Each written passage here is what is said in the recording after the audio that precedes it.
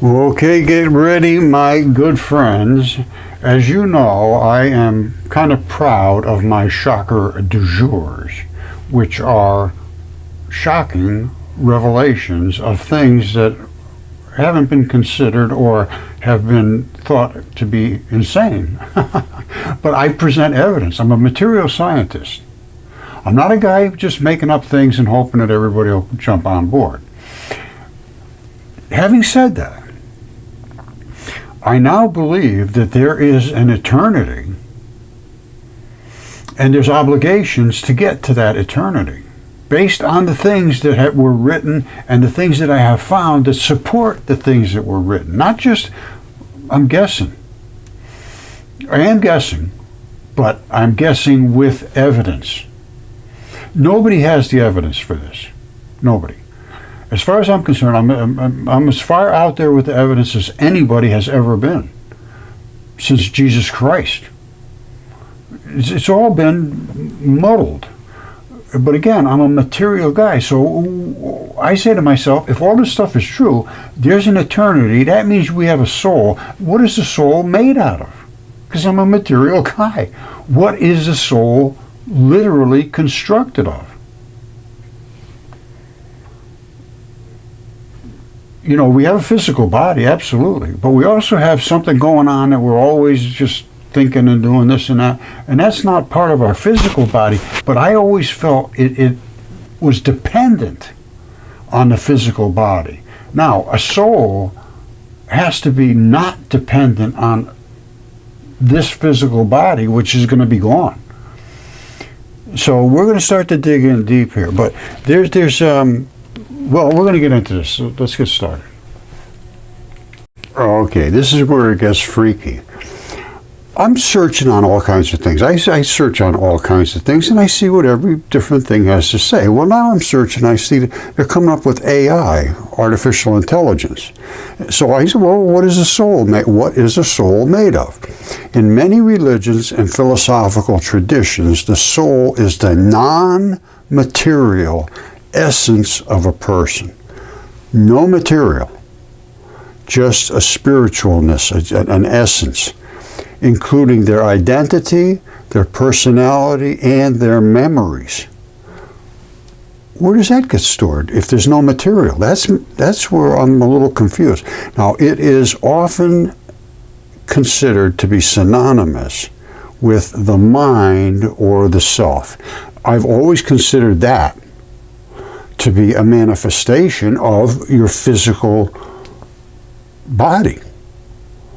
All right, without the physical body, how do you get that stuff? Anyway, the soul is the seat of feelings, desires, and affections, and is believed to be able to survive physical death. That's a fabulous, fabulous explanation. However, how does it go? Where does it go? How does is it a vapor? How does it get collected? I mean, I know your memory and everything else. You get Alzheimer's disease because some of the bits and pieces in there aren't working right. This is what's got me. So I'm digging deep into the soul. Now, I'm also digging deep into all of the ancient texts. If you've been following me, you know this. And I go right from the myth, which is Apollodorus and Hesiod and Ovid and all of those. They call them myths. I don't call them myths. I call them historical documentation. And I bring it right up to today. And I have found the things that support the things that I'm going to claim. So let me make some claims and let's discuss this. But you know what I found was really funny? It shocked the hell out of me. I had a guy that said he put in a bunch of my theories. And I guess he, articulated them pretty careful and said, if this is true, what would happen? Click, and an AI came up and said, everything that we know of would change. And so here's what I did, just for kicks, this AI overview. So I click on here, what would change if Roger Spur's research was real? All right, okay, this is an AI thing.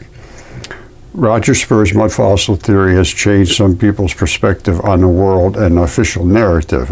Everything's just not just the mud fossils. One reviewer says that Spur's research and testimony are outstanding and that Mudfossil University can help people learn the real history of the Earth. Now, Paul Amatucci wrote these books. I have nothing to do with these books. They're just coffee table books, just to get you to, you know, they're very simplistic. We need a very deep, detailed explanation of everything, but they're nice to have around. You know, it sparks somebody's interest because people have a hard time with this, a real hard time. And I wrote a book long ago called Mudfossils, Velikovsky, and Minds in Collision. Velikovsky wrote Worlds in Collision, which created all the mud fossils. Basically, that's what happened, and now it's been acknowledged by you know, Yale and everybody else that these body parts do exist, and they're all over the Earth, everywhere, and they're the mud fossils, and it's from this event, and it was not that long ago. So we got everything has to change in the way we're thinking about our ancient past, and then let's bring it forward, because once you start from the beginning, that things are so much different than we thought. That's got to have an impact on where we are now. Now, before we even start, I just want to tell you something right now. I was never a believer in nobody could show me evidence of God and Christ and all that stuff. It was just one guy'd say one thing, one guy'd say next thing. Nobody had any consensus of opinion other than the fact that you had to believe in God. And that did really, you know, like I say, I'm a material guy. So anyway, all this stuff fell into my lap. We're going to get deep into this. But once I started, I got a message that go look in the woods. There's something calling your name. I go out in the woods. I find giant human body parts. I have them CAT scanned, DNA tested. And I got them here right in my shop. I can show you pictures of them. I can show you some of them. My fingertip this big. It's a hair follicle that's right here. This is a hair follicle. This is 1,000 times bigger than ours. That's a muscle. That's the sebaceous gland. That's the vein and artery at the bottom. That's the hair shaft coming up the top. This is serious business about our ancient past. But I was kind of shocked to see this. And yes, we need to learn the real history of the Earth. Without that, we're done. We're just taking somebody's word to do this and do that and so forth. And these are just people. These aren't God. I'd like to see what God has to say about it. All right, just to back up my point, there's the hair follicle right there, the same as that one.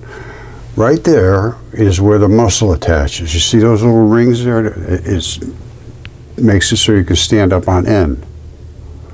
All right, the hair shaft is right there, comes up right straight up through the top.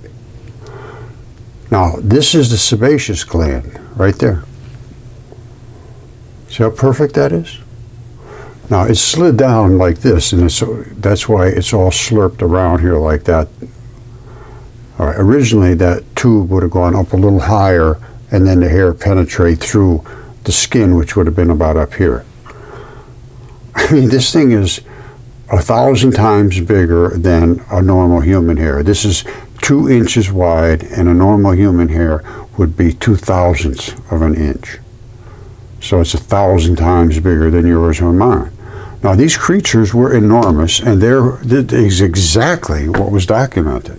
And when Ovid wrote Metamorphosis, the first lines he wrote said, we're going to talk about creatures transformed into the natural landscape. All right, and by means of violence, they created the earth out of creatures, and all of this stuff. If you read Ovid Metamorphosis, he says they could change it to anything they wanted. They were gods. They controlled matter. They controlled these particles, and they can make them go this way or that way or this way, or spin around in circles, or make them into ants or fungus or plants. They could be anything they wanted. So they decided to come down and be hot-looking guys when they saw the women that were being produced on Earth. But they brought along with them that whacked-out DNA, and zip, it was all over after that. All right, so anyway, Let's change back to get to the real history of the earth. All right, this is sort of going to turn into a bit of a ramble because it's off the page crazy. Now, we're talking about the soul. What is the soul made of? Well, again, I've been looking into the secret books of John and into the Gospel of Thomas. These are Gnostic texts. Gnostic means knowledge, knowing, understanding. And these were hidden and just discovered in 1945, right after the Holocaust. And they elaborate on a lot of things. And this particular one, the Gospel of Thomas, Jesus says, "Let him who seeks continue seeking until he finds. When he finds, he will become troubled. When he becomes troubled, he will be astonished, and he will rule over the all." He also says up here on number 50 that we are made of light. Jesus said, "If they say to you, 'Where did you come from?' say to them, 'We come from the light,' the place where the light came into being on its own accord and established itself." Now listen to this carefully. It comes into being on its own accord. The only place I know of is the stars, the sun, that type of thing. It established itself and became manifest, which means you can see it, through their image. Let us create them in our own image. So it became, the light became manifest, it showed up in chunks, which was equal to their image. If they say to you, "Is it you?" say, "We are its children. We are the children of the light. We are the elected ones. We have been elected. We are the elect of the living Father. If they ask you, 'What is the sign of your Father in you?' say to them, 'It is movement and repose.'" That's what light is. Light is nothing more than chunks of matter like this, not moving whatsoever. Or it could also be light. So it's good. Movement and repose. That's the two. All right, here's something else right here in the same one, the Gospel of Thomas. Who was Jesus' scribe? These are the living words that Jesus spoke when he was alive on earth, and Doubting Thomas actually was the guy. He recorded them in this document. 56 says, Jesus said, "Whoever has come to understand the world has found only a corpse. And whoever has found a corpse is superior to the world." Now, that goes a couple of ways. Is the corpse an actual dead body? I know that it's covered with dead bodies just everywhere. As far as I'm concerned, there is nothing that exists that wasn't alive at one time. Nothing, zero. So everything is created from the light and is given life. It can turn into life. In the meantime, it's whatever it is. This is very deep and confusing. And there's a lot to understand about. The kingdom of the Father is like a man who had good seed. His enemy came by night and sowed weeds among the good seed. The man did not allow them to pull up the weeds. He said to them, "I am afraid that you will go intending to pull up the weeds and will pull up wheat along with them. For on the day of the harvest the weeds will plainly visible and they will be pulled up and burned." It's very tricky. All right, so that's part of the Gnostic text. So is this. This is the secret book of John. All right, again, this is from the Gnostic text. Now, this we go way down here. I'm just going to bring you down to where it talks about the soul. This is just stunning. 6 questions about the soul. Now, they're talking to Jesus. He says, "I asked the Savior, 'Lord, will every soul be saved and enter the pure light?'" There's the light again. Are we going to become back into light? He replied, "You are asking an important question, one it will be impossible to answer for anyone who is not a member of the unmoved race. The unmoved race apparently, are the people upon whom the Spirit of life will descend, and power will enable them to be saved and to become perfect and worthy of greatness." Now, that can only happen while you're here and alive, I would assume. "They expunge evil from themselves, and they will care nothing for wickedness, wanting only that which is not corrupt. They will achieve freedom from rage, envy, jealousy, desire, or craving." I'm working on it.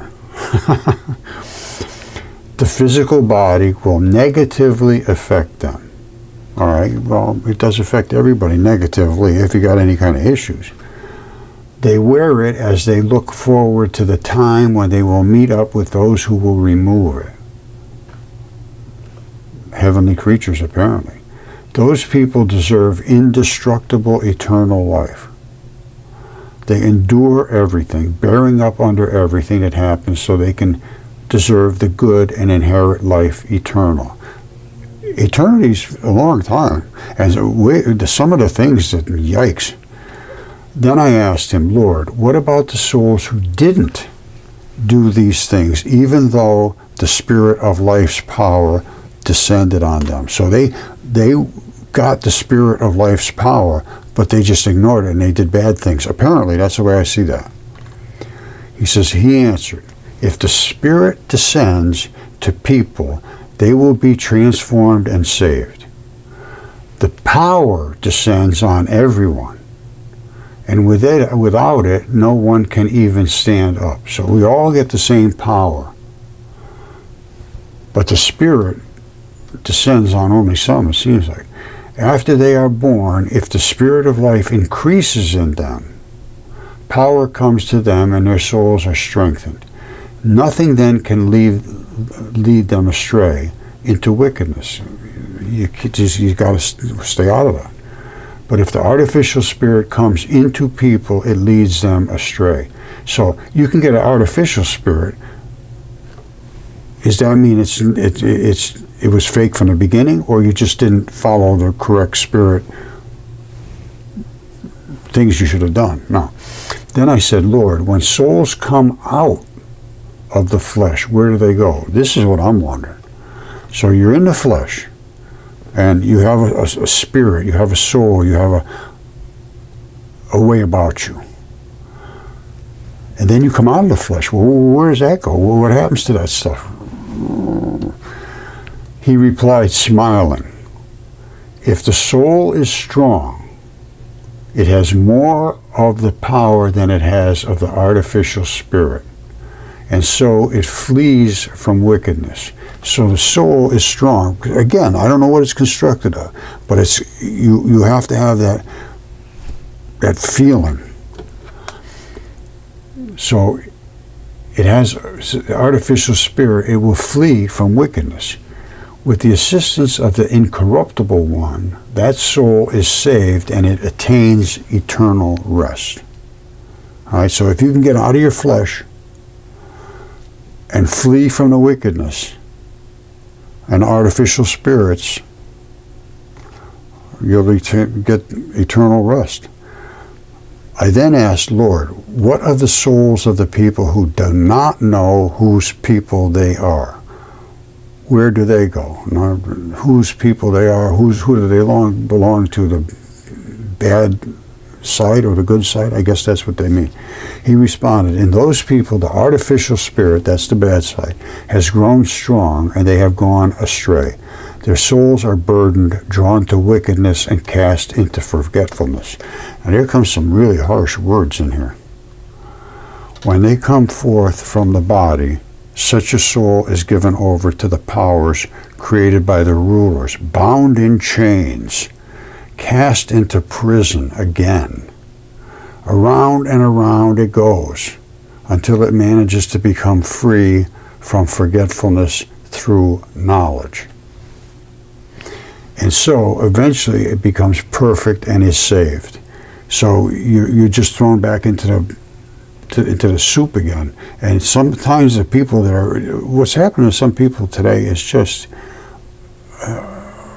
it's heartbreaking, and it's just hard to imagine having to, I can't even talk about it. It just upsets me. Anyway, I gotta hold on a second. Okay, so you could get in real big trouble, or then this other guy says, then I asked, Lord, how does the soul shrink so it is able to enter its mother or a man? So apparently they're thinking the soul is like a balloon or something. He was happy that I asked this and said, you are truly blessed because you have understood. The soul should be guided by another within whom is the spirit of life. It will be saved by that means and accordingly will not have to enter a body again. The soul should be guided by another within whom is the spirit of life. So someone should, like, be a disciple, should speak to these people and say, I am going to guide you, and then you can get out of this bodily realm. Something like that. And I said, Lord, what happens to the souls of people who achieved true knowledge but who turned away from it? And that's what we have right now in the educational system. I don't think they ever really achieved true knowledge, but boy, I'll tell you, they turned away from everything that means something. All right, so he says, what happens to the souls of people who achieved the true knowledge but turned away from it? He said to me, demons of poverty will take them to a place where there is no possibility of repentance. There they will stay until the time when those who blasphemed against the Spirit will be tortured and subjected to punishment forever. Yikes. Yikes, and about a bazillion more yikes. And I asked, Lord, where did the artificial spirit come from? In other words, where is that the devil? Where did that come from? And he told me. And it stops right there. And then it goes on to all the plots against humanity. And this is right from this book. And these are the Gospels that were found in the Nag Hammadi caves, basically. And this is right after World War II. Very, when we're going to wipe the Jews off the face of the planet. Now, there was a lot of interplay between basically tribes, I guess you'd call them, different cultures. And that's another thing that has continued on forever. That's why we have so many wars and boundaries, and you can't, nobody seems to get along. Very tricky, very, very tricky stuff. We're going to have to continue this later, but this is the genealogy from Adam down to Noah in the Christian genealogy. Now, there is another one, which is the mythology, and it's not a whole lot difference, but because they have, instead of Noah, they have Deucalion, and his father was Prometheus. And Prometheus was supposedly the one that made man. And for some reason, Zeus, who was the god, and he's also the planet Jupiter, he didn't want man to have fire. Now, I've tried to think, if I was in charge and I had a whole bunch of people living on that planet down there, why wouldn't I want to have fire? The animals don't have fire. They seem to get along pretty good without fire. So there's a lot to think about. I mean, it's just, that's what I mean. This is a ramble. It can only be a ramble. There's just too much to think about. It's too involved. All right, I showed you this. This guy here would be at least a mile tall or more. Now, this is a sect from Mesopotamia, lower Mesopotamia, and they claim that Jesus was according to these guys, the book had been revealed by an angel, was 96 miles high, 16 miles broad, and 24 miles across the shoulders. Footprints were 14 miles long, 4 miles wide, and 2 miles deep. This giant angel was the Son of God and was accompanied by his sister, the Holy Ghost. That's what these guys claim. And this is a sect called the Elocist. Now, I can't dismiss that. With what I have found, I can't dismiss that. And we should see what Tyson found today. Oh my God. It's, you can't imagine. It's Tyson's Mudfossil Adventures. And hopefully I'm going to do a little something on it too, because it's just stunning. But anyway, there's a lot to speak about. And in these ancient texts, you know, about you're going to discover a corpse. It also says in number 80, I think it says it's a body. You discovered a body. Jesus said, he who has recognized the world has found the body. But he who has found the body is superior to the world. All right. If you've been with me at all, you've seen this dozens of times. This is North Africa. That's the Straits of Gibraltar, Mediterranean Sea, Italy, blah, blah, blah. That is Typhon. That is the dragon. That whole piece right there is him, and his legs come down this way. That is the giant fish that he was attacking with venom and fire. All recorded, exactly what you see. This is a fish. That's the fin of the fish. This is the tail of the fish. And everything ran out over here and washed out into the ocean when this happened off of the Sahara Desert. At one time it was an ocean, and it all ran out there, created the Cape Verde Islands. And this fish right here was being attacked by this dragon right here. And this is what he was spitting at the fish, and it burnt right into his vital flesh right here. And if there's a doctor in the house, have him look at these and tell me if these are not blood vessels and arteries and veins and capillaries, and even the lymph system is here. You see these little tiny fibers? That's lymph. That's where it picks up the excess when it dumps everything from the capillaries into the veins. That's the lymph system here that's sucking all that stuff back up.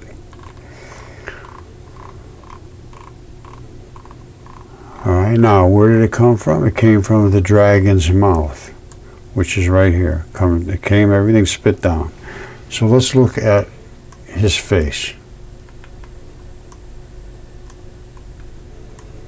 Right there. Not that face. This one right here. Now, they have a big bump on their nose. All right? And this is the head, all the flashy stuff coming down. And this is actually that flashy looking stuff that you see in the parades. Now, right to here is his body. Down here is all just runoff of fluids from a decaying dead body. These are all dragon scales. And he spit all this stuff out here, all these noxious things, and it appears that a lot of it came right out of one of his beards. You see this stuff here? That's the toxin that actually ate into the fish, and I can show you that. And the fish's lymphatic system reacted and tried to absorb it. And these are for the beards that come right out of the dragons. They all seem to have them. And here's his red flared eye. It's exactly what they talk about in Apollodorus. his red flared eye, which is right there. Now these are all dragon scales. You see this? This is his throat. This right here is all fluids that ran off his dead, decaying body. You see it? There's really nothing there other than runoff fluids. But right here is where his dragon throat is. I'm going to home in close because this is all dragon scales. This is his throat. Runs all the way down, all the way on, all the way down. And I mean all the way. This is hundreds of miles. This is not a tiny little thing. All right, now, these are all the plates. All right, this is actually his throat right there. And it's caved in to become a valley, basically. But you can see that's not an actual just a nothing valley. Look at it. It's all dragon scales. Now that's the inside of his throat. So he had an inside and he had an outside. And they have hinges. Every so often they have a hinge. And that way there he could flex his neck. And that must be his tonsils. And it just keeps going and going and going and going and going. And it runs off. All that fluid is runoff. This is just runoff. All dragon scales. And here again, there's that flashy stuff. Runs all the way down. And now, where do we get to? We get to where it got gashed right across here. You see this cut? Now, up here you just see sort of fluidy looking stuff, like a tan looking stuff. It's just water and bloody stuff running off. Down here, you got a gash. That's why it's red and black. Vein and artery blood. That's what happens. Now, artery blood makes things grow very green. You see how green this is? It's just artery blood running out of here, along with fluids. I think they're having a terrible drought here, though. But anyway, that's where his throat got cut. And the ancient maps show this exact situation with him right here. This is only still his throat. And it keeps running down. This is the direction all the red and black blood ran down here. All right, now it goes all the way across his body. These are his two legs. And they're talked about in the ancient texts that he had the thighs of a man. Thighs. And that's all they talk about is his thighs, which are those two right there. Now it comes all the way back here. He's even got a cloaca, which is an avian pooper.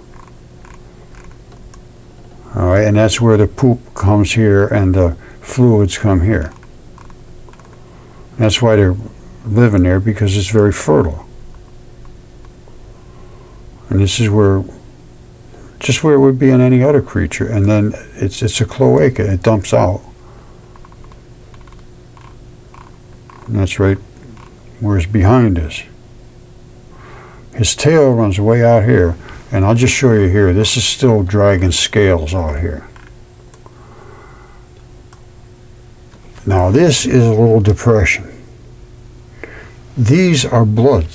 That's blood transition metals. That's colors are the transition metal blood colors. So when it died, the blood sort of puddled in here and ran off. And these are the scales. And you see the different colors? That indicates there's different chemistry there.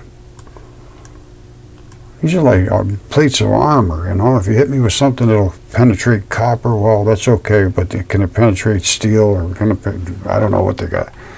But this looks pretty serious. And it still runs way out to here, because it turns feathers out here. I'm sure you have Google Earth, you can look at this. And this is where he spit out all that green stuff I showed you before. And it came down here, and it actually interacted. Right here, somewhere around here, I got a good, right there it is. You see this fluid here? it's trying to absorb that toxin from that fish, from that dragon. And it's sending it down to the lymph nodes, which are over here. And the lymph nodes are overwhelmed. They can't handle this kind of toxic infusion. And it killed them. That's a lymph node. And it's all of this toxic stuff is coming into it, and it just can't handle it, and it dies. You see all that stuff right here? See all that webbing? That's supposed to keep all the, filter it out so that it enters sort of slowly. But when you get overwhelmed, it kills the bacteria that's in here, so it can't do its job. And the same thing here. This was also fed from that main place trying to drag off of that stuff all the way down to here, all the way down to here. It killed them all. Killed them all. All the way down. They're trying to absorb that toxin. They couldn't do it. This thing is just gushing. And that is precisely what it says in Apollodorus 1.6.3. The gods changed themselves into animals as Typhon attacked. The fish didn't make it.